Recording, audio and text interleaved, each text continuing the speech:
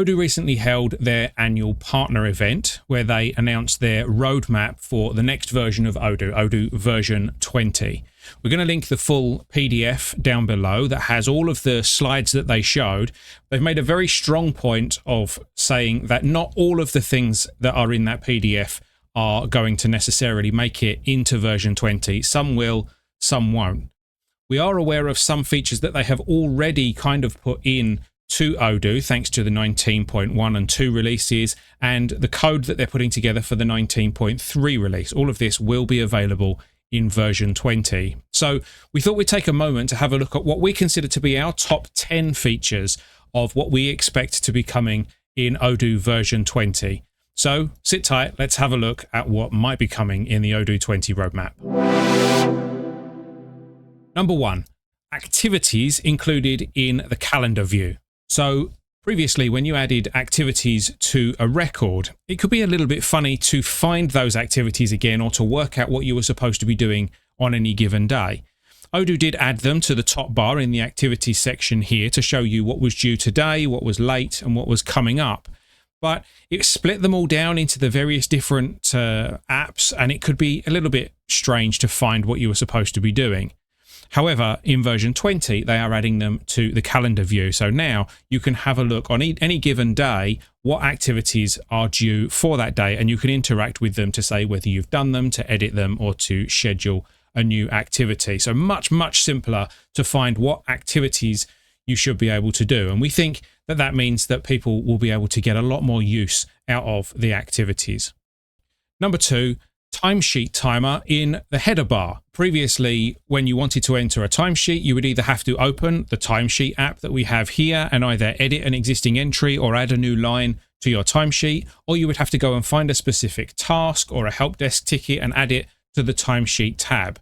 Odoo are now trying to make that simpler. So in the status bar up here, you can now check in, which will start a timesheet session, and you can now see a timer going down, and you can log the information about the activity that you're doing. You can pick the project, the task, or whatever it is that you're working on, tweak the time if necessary, and create your timesheet right here from the header bar, whatever you are doing anywhere in Odoo. So that should hopefully make it a lot simpler to make new timesheet entries. While we're talking about timesheets, number 3, Timesheet Assistant. Now this one is very interesting. The Timesheet Assistant will keep track of what you're doing in your Odoo tabs and then suggest where you might want to log that time or what tasks you might want to put that time against. Now this will involve installing an app on your local machine to give Odoo the permissions and the access that it needs to be able to access the various things that you might be doing in your system. But it allows you to not have to worry too much about your timesheet while you're working, and then you can come back and have a look at your Timesheet Assistant and it will remind you the things that you have been working on so that you can log your time accurately. I know of a number of people that will be able to make good use of this particular feature. Number 4, Field Service Module merged with planning. Previously, the Field Service Module was a separate app where you would go in and you would create your various different appointments that your field service technicians would have to go and deal with. And that was all kept separate to the planning calendar, which might be planning other parts of their day or other tasks that they might have to do throughout their day. Now, those two modules have been merged together. So the Field Service Module now doesn't exist as a separate entity. It is now part of the planning module. So the two things work together hand in hand. Number 5, groups in the documents module. In the documents module, if you want to share a document, but you want to share it with a group of people, you can now do that. You can add groups to a document and it will let you select the various different groups that you've got set up, and you can share it with all of those people at the same time.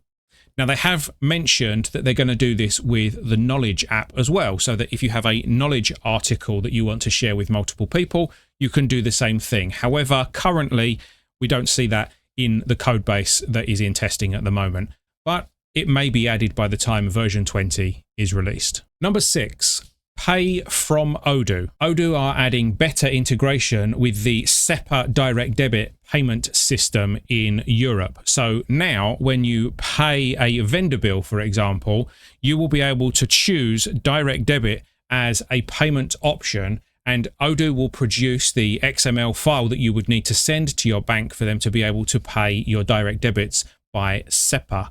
Now, obviously, SEPA is a system that not all banks in the UK use. Most banks in Europe use it, so you would have to check whether your UK bank supports SEPA before you can use this function. But if you're based in Europe, in Spain, like I am, for example, then you would be able to use this to pay your suppliers, your vendors. Number 7, stock built in without the inventory app. So Odoo have added a way where you can track the stock of individual products in your system without having the inventory module installed. They've now included the stock figures in the products module rather than the inventory module. Now, what does this mean in practice? On a sales order, you can now mark a product as delivered manually by modifying the sale order line to show how many that you have delivered, and Odoo will update the stock of the product as you do that. We're yet to see how that will actually work fully in practice and whether that will work properly, but it certainly gives people who don't want the full inventory module installed a way of tracking their stock. Number 8, the new ODOO.LIST function in spreadsheets. So now when you're in a spreadsheet, you can do ODOO.LIST and you will have the option of dynamically building a list of Odoo information on the fly. And that is a list that will then be editable. Previously, when you used ODOO.LIST, it would only make static lists. Now they are dynamic lists that you can modify. Number 9, payroll dashboard and AI auditing. Now, we've never really been happy with the payroll features in Odoo, particularly for UK payroll. It's a little bit weak on the features. However, they are working hard to try and add more and more features to the payroll system. This new dashboard that they've added is a step in the right direction to make processing your payroll in Odoo a bit simpler.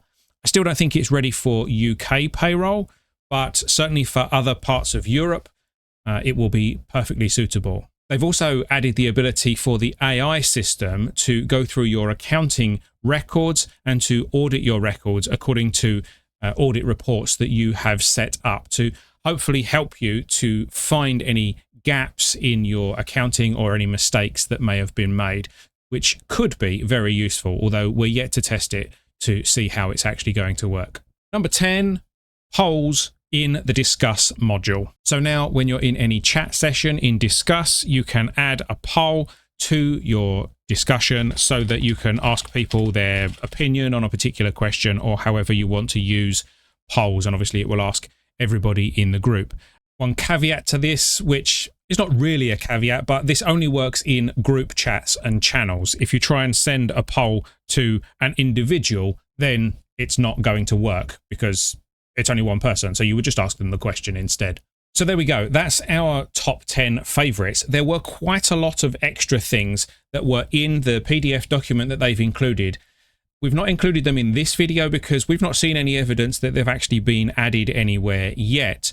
However, here's a quick rundown of some of those features in case there's anything in there that you want to keep your eye on in particular. IoT and POS improvements, mobile interface tweaks, AI website, POS auto-applying of combinations, request signatures via automation, AI record creating and bulk updating, AI help desk assistant, buying phone numbers for the Odoo phone system, configuring call flow for the Odoo phone system, transcript player for Discuss and phone calls, e-commerce return management from the portal, change logs in work offline mode, step-by-step marketing automation, compare periods in the dashboard module, video conference recording, adding extra calendars and including booking calendars and links in the calendar module, actual versus projected margins in projects, manufacturing order and work order Kanban improvements, sale variant image management, accounting